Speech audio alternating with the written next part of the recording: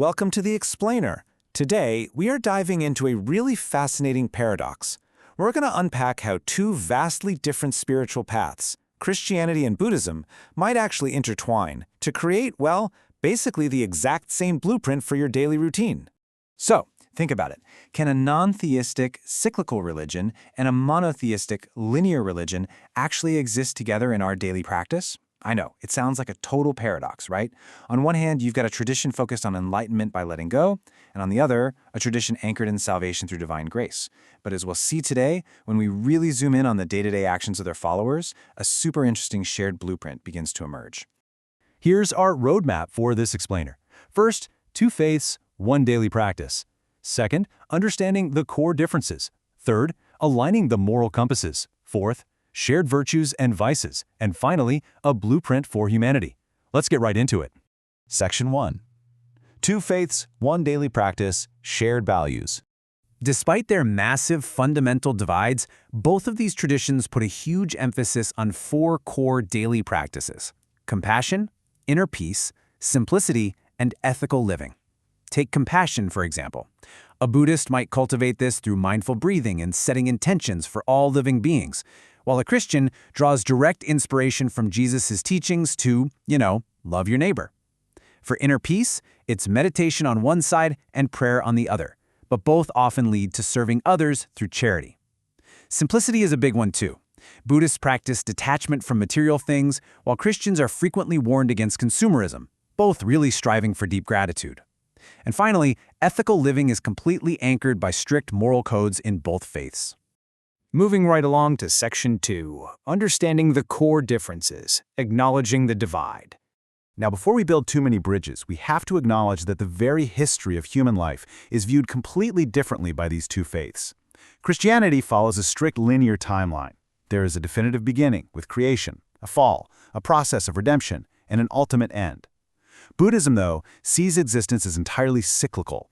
It's this continuous turning wheel of birth, death, and rebirth, a cycle that practitioners are ultimately trying to transcend.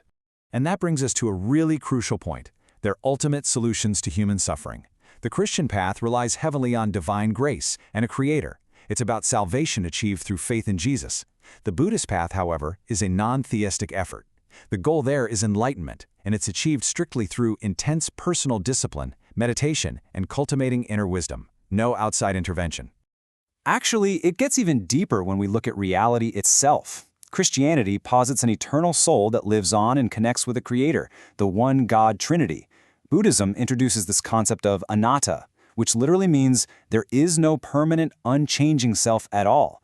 Instead, reality and your experience of it are governed by karma, the universal law of cause and effect. It's a pretty wild contrast when you think about it. All right, Section 3, aligning the moral compasses, parallels in practice. So, having respected those deep theological differences, when we actually map their daily practices together, the correlations between the Buddhist Eightfold Path and Christian tenets are just staggering. Right action in Buddhism, meaning avoiding killing, stealing, or harming others, directly mirrors the behavioral guidelines of the Ten Commandments. Right mindfulness, which is the practice of being intensely present, beautifully echoes the focused presence required in deep Christian prayer. And right livelihood aligns perfectly with the Christian principle of earning a living ethically and avoiding professions that cause harm. It's like they're speaking the exact same practical language.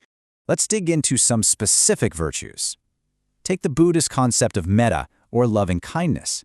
It is almost shocking how perfectly this translates to the Christian concept of agape. Agape is that selfless, unconditional love, the precise instruction from Jesus to love your neighbor as yourself, and, profoundly, to even love your enemies. Next up is karuna. This directly correlates to Christian compassion. In Buddhist practice, you actively cultivate karuna to truly feel the pain of others. Over in Christianity, followers are explicitly called to have deep empathy for those who suffer. It's very much like the compassion Jesus consistently showed for the sick, the marginalized, and the downtrodden in the biblical teachings. Then we have mudita, which represents joyful appreciation. Essentially, this means finding genuine joy in the success and happiness of others, totally devoid of jealousy. This perfectly mirrors the biblical encouragement found in Romans, instructing believers to rejoice with those who rejoice. It's all about enthusiastically cultivating a generous spirit that literally celebrates the good fortune of our neighbors. Finally, rounding out this group, we have upekkha, or equanimity. This is that incredible ability to maintain inner peace and acceptance when facing life's inevitable storms. For the Christian, this aligns beautifully with finding peace in God, famously described in Philippians as a peace that surpasses understanding. It allows adherents of both faiths to face life's challenges with a calm, grounded perspective rather than just being tossed around by their circumstances. Which brings us to Section 4, Shared Virtues and Vices, the Human Flaws. Now, Buddhism doesn't really use the concept of a sin that offends a deity. Rather, it identifies what are called kleshas. You can think of these as mental poisons, the exact psychological states that make you want to rip your hair out when you're stuck in traffic. They are internal defilements that obscure the mind and directly cause inherent suffering for the person experiencing them.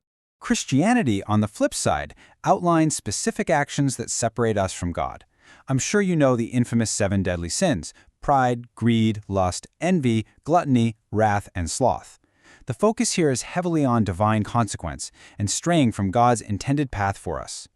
But check this out. When we place them side by side, like Christian greed right next to the Buddhist klesha of lobha, we find a universally shared understanding of human nature.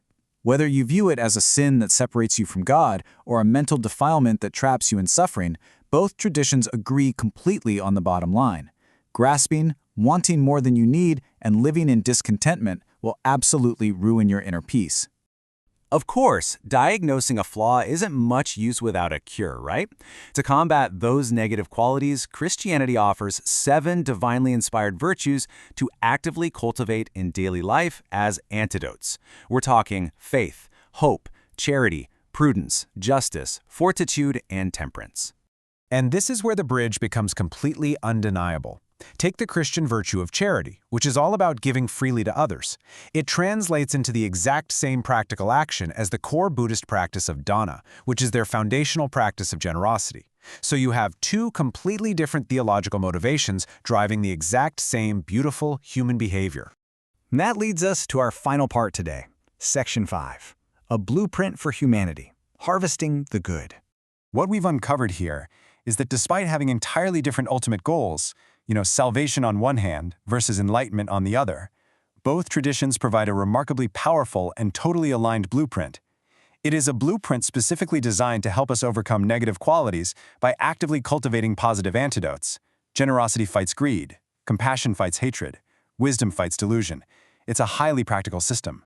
I actually really love this quote from our source material because it just beautifully concludes our exploration. It says, "By harvesting all the good, positive qualities, avoiding and delineating all bad, negative qualities from both teachings, we will gain most of the benefits for humanity and afterlife." Extracting the positive and discarding the negative from both traditions isn't about ignoring theology. It's about recognizing the immense, practical, everyday benefits for all of humanity. So regardless of your theology, or even if you have none at all, I want to leave you with this thought for today's explainer.